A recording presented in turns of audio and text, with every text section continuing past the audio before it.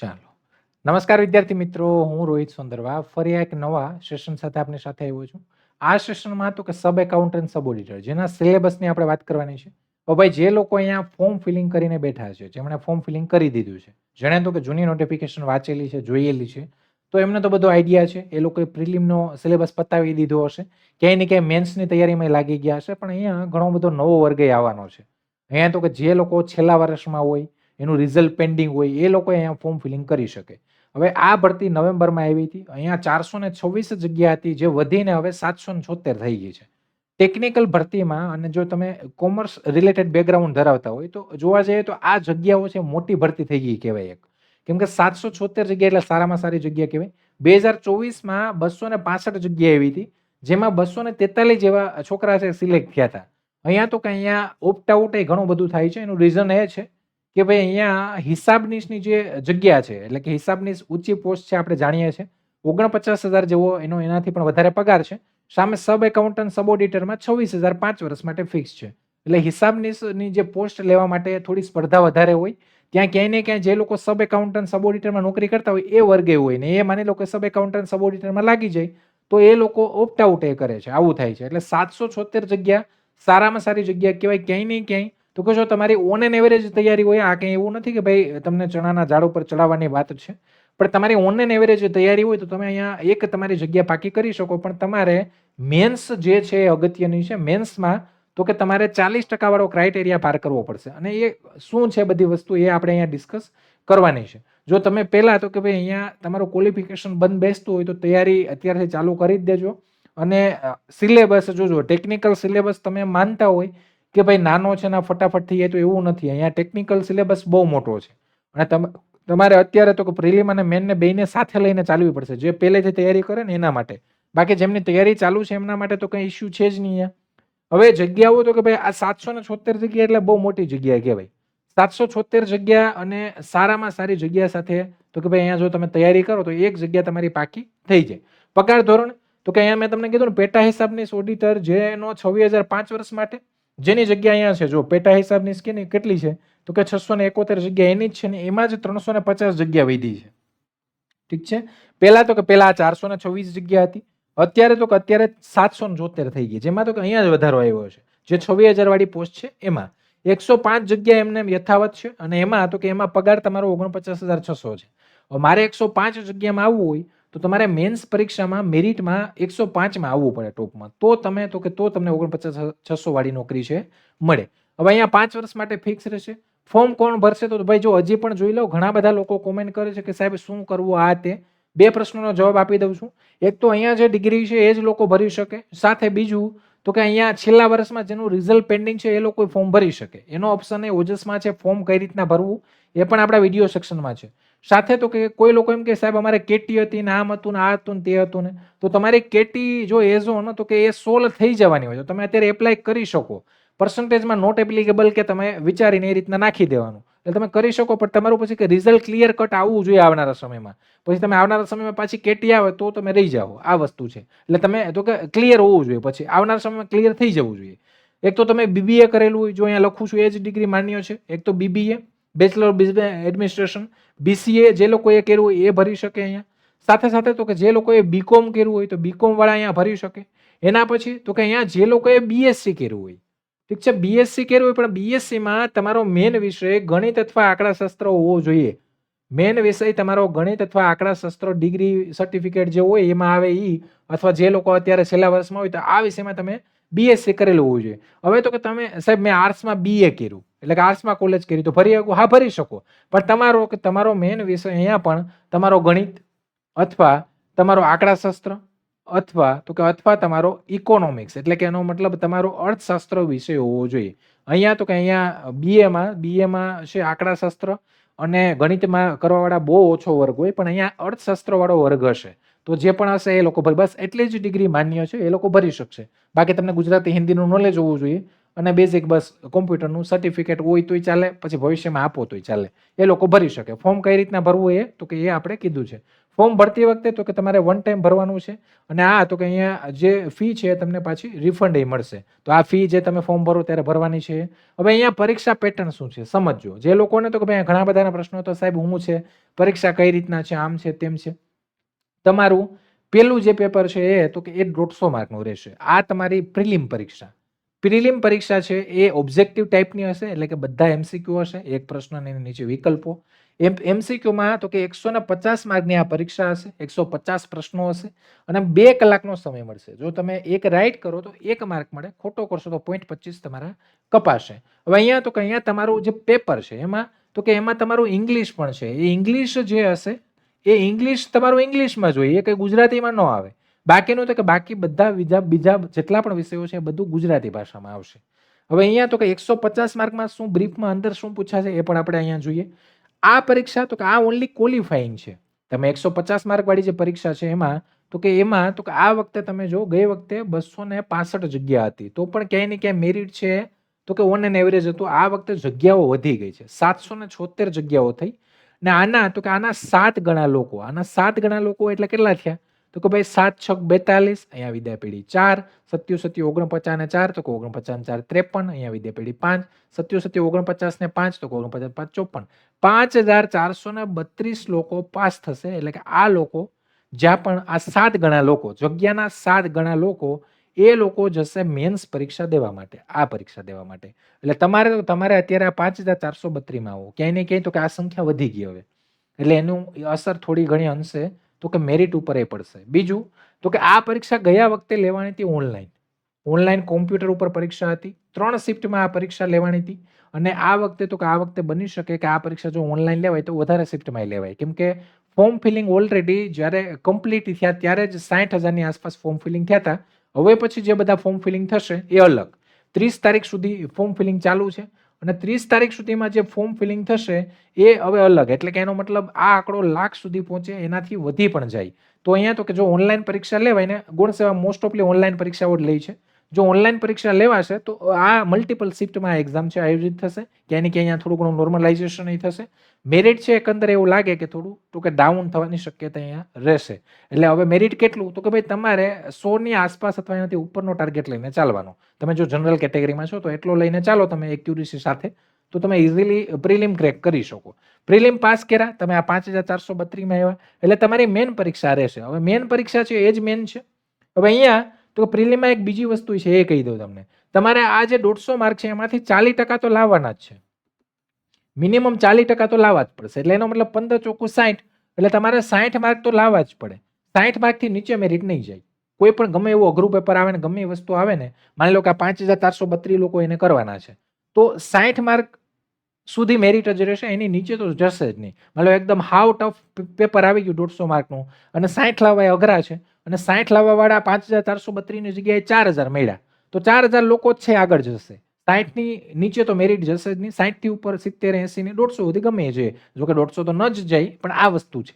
હવે આ પાસ કરી તમે, આમાં આવી ગયા, તમે મેન એક્ઝામ દેવાઈ ગયા, તો હવે આને ભૂલી જવાનું. એટલે ભૂલી જવાનું એટલે તો કે આનો માર્ક ક્યાંય ઉપયોગમાં નહીં લેવાય, પણ અહીંયા જે કન્ટેન્ટ છે તો તે યાદ રાખવાનો છે, કેમ કે આ કન્ટેન્ટ આ કન્ટેન્ટ બે ઓલમોસ્ટ સેમ જેવો છે. અહીંયા છે અહીંયા કામ આવશે, કેમ કે ટેકનિકલ છે તો બધું કામ આવવાનું છે. તમે જે કોમર્સમાં ભણ્યા છે તો અહીંયા કામ આવવાનું છે.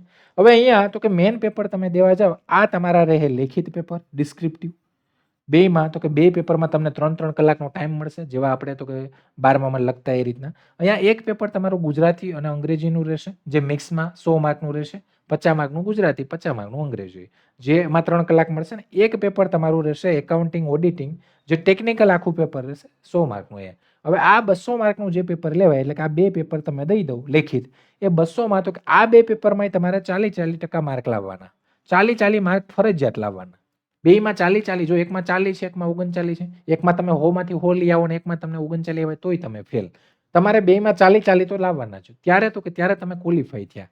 અને જોતા અત્યારે એવું લાગે છે કે શક્યતા એવી બની શકે, જો આમાં હું ખુદ બીકોમ મેં ગ્રેજ્યુએટ કરેલું છે ઇંગ્લિશ મીડિયમમાં, અને આમાં તો કે મેં પ્રિવિયસલી બધી એનાલિસિસ જોયેલું છે, ક્યાંય ને ક્યાંય તો કે પરીક્ષાઓ આપેલી છે, આ મેં જોયેલું છે. મારા ફ્રેન્ડ સર્કલમાં ઘણા બધા તો કે ભાઈ સબ એકાઉન્ટન્ટ સબ ઓડિટરમાં નોકરી કરે છે. જોતા એવું લાગે કે પોસિબલ એવું બને કે ભાઈ આવનારા સમયમાં આ જે 5432 છે ને એમાંથી 776 છોકરાઓને અહીંયા સિલેક્ટ કરવા એ અઘરા પડી જાય. કેમ કે આ ગુજરાતીનું જે ભાષાનું છે ને એમાં 40 માર્કે નથી આવતા. આ ઇશ્યુ થાય છે. અહીંયા ટેકનિકલમાં કોઈને 50-60 એટલે કે બહુ અઘરું પડે છે. આ વસ્તુ મેન્સ છે ને એ તમને લાગતા જોતા એમ લાગે. પણ અહીંયા તમે 40 લઈ આવો ને બેયમાં અને એકમાં 45 ને એકમાં 40 એટલે બેયના થઈને કેટલા 85-90 માર્ક તમે લઈ આવો ને તોય તમે ક્યાંય ને ક્યાંય મને એમ લાગે તમે 770માં દાવેદાર થઈ જાઓ. 100ની આસપાસ લઈ આવો તો તમે આવી જ ગયા એવું સમજી લેવાનું.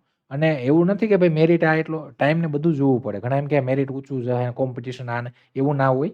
અહીંયા તો કે અહીંયા ભાષાના પેપરમાં બધામાં તૂટ થાય છે. તમે જીપીએસસી આપો તો ત્યાં તૂટ થાય.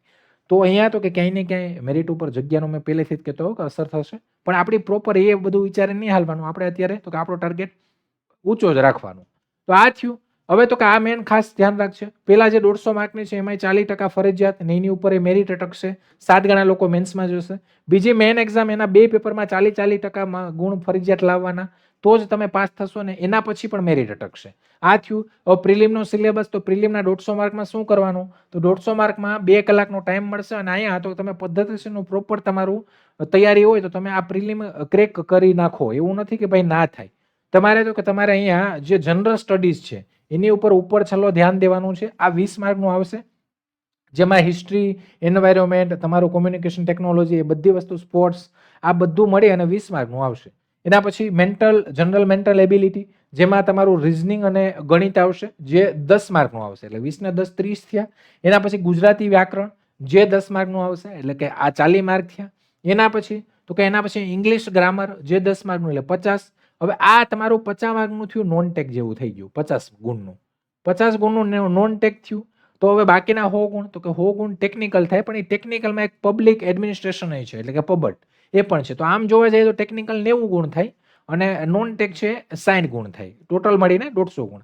હવે ટેકનિકલમાં શું કરવાનું તો કે ભાઈ તમારે સ્ટેટિસ્ટિક અને મેથેમેટિક્સ. હવે મેથેમેટિક્સ તો ઓલરેડી પહેલા આવી જ ગયું એટલે એ નહીં. અહીંયા જે સ્ટેટિસ્ટિક છે તો કે આપણું આંકડાશાસ્ત્ર જે આપણે 11-12માં ભણ્યા કોલેજમાં ભણ્યા ક્યાંય ને ક્યાંય તમે કોન્સેપ્ટ જો data collection analysis, measures of central tendency, measures of distribution, sampling and method, નિર્દેશન પદ્ધતિઓ અને પ્રસારમાનના માપો અને મધ્યવર્તી સ્થિતિમાનના માપો અને સંભાવના અને ક્રમચય સંચય દ્વિપદી વિસ્તરણને તો એ બધી વસ્તુ આંકડાશાસ્ત્રમાં છે.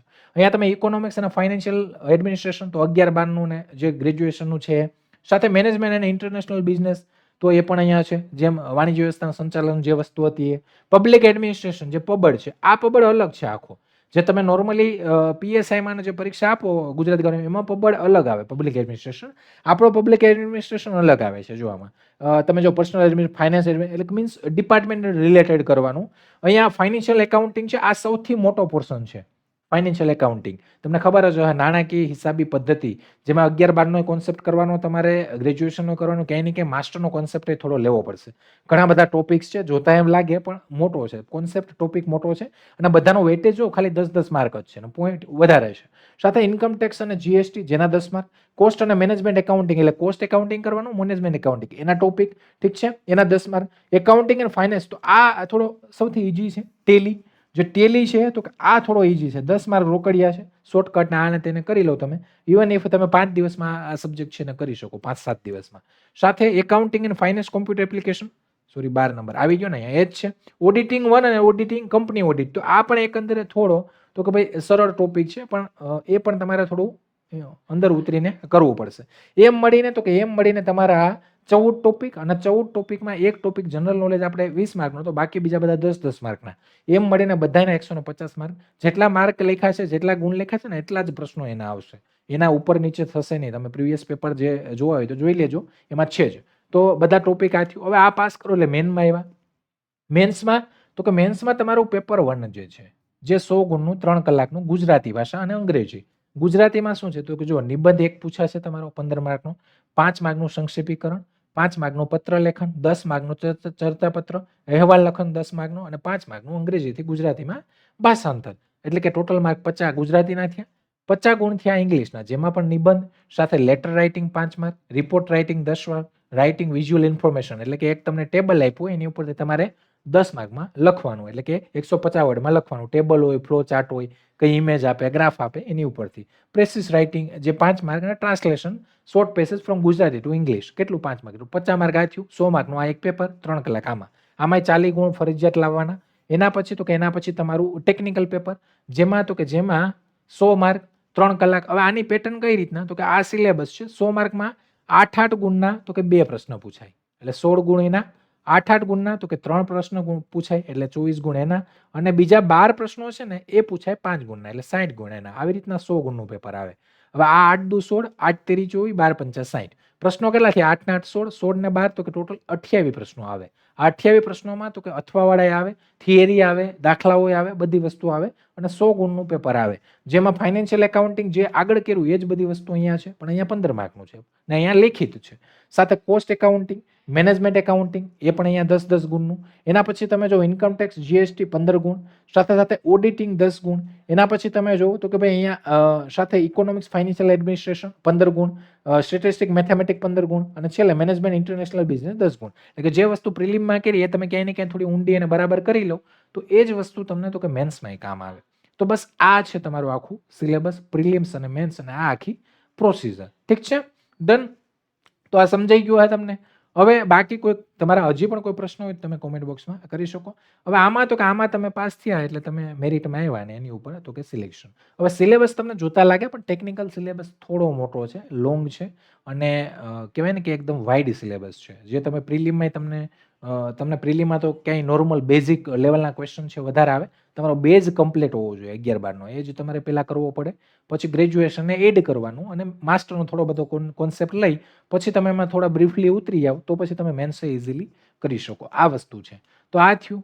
અને અહીંયા તો કે ભાઈ તૈયારી માટે આપણે આની જ્યારે પેલી ભરતી આવી ત્યારે પેલી એટલે કે જે મેન એડવર્ટાઇઝમેન્ટ ત્યારે જ આની બેન્ચ છે આપણે લોન્ચ કરી હતી. જે બેન્ચ અત્યારે રેકોર્ડેડ સ્વરૂપમાં અવેલેબલ છે, લાઈવ પ્લસ રેકોર્ડેડ. આમાં તો કે આમાં હજી પણ આપણે લાઈવ સેશનમાં ટેલી છે આપણે એન્ડિંગ માટે રાખ્યું હતું કે ભાઈ કંઈ ડેટ આવે પછી આપણે કરીએ, કેમ કે એ રિસન્ટલી 10 માર્ક તમે રોકડા લાવી શકો.